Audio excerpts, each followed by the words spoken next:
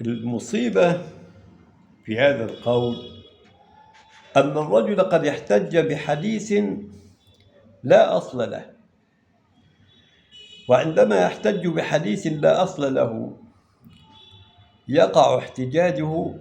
بلا دليل، أو يبني احتجاجه على بطلان، وما بني على باطل فهو باطل، لأن الحديث الذي احتج به وهو كما ذكر اختلاف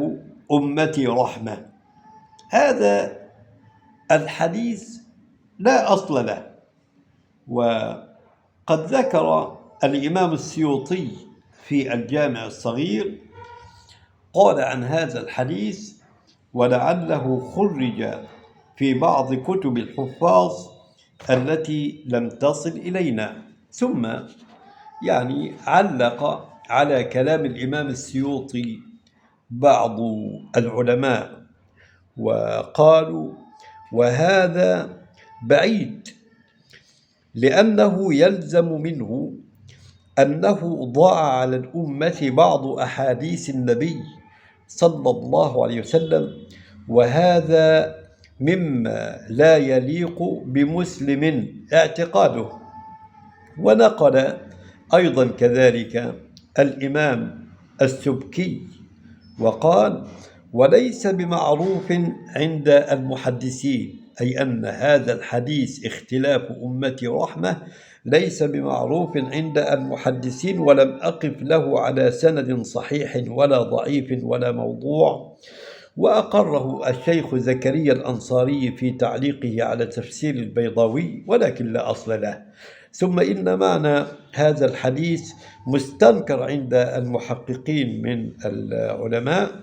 فقال العلامة ابن حزم في الإحكام في أصول الأحكام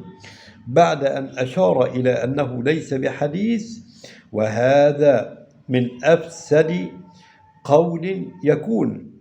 لأنه لو كان الاختلاف رحمة لكان الاتفاق نقمة، وهذا ما لا يقوله مسلم، لأنه ليس إلا اتفاق أو اختلاف. ثم ختم بقوله في مكان آخر: باطل مكذوب، أي أن ابن حزم قال عن حديث اختلاف أمتي رحمة إنه باطل مكذوب. ومن مساوئ هذا الحديث أن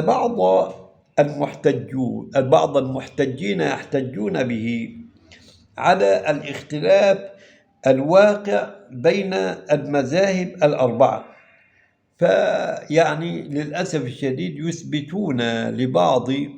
أهل العلم من أصحاب المذاهب صحة لبعض أقوالهم التي تخالف نصا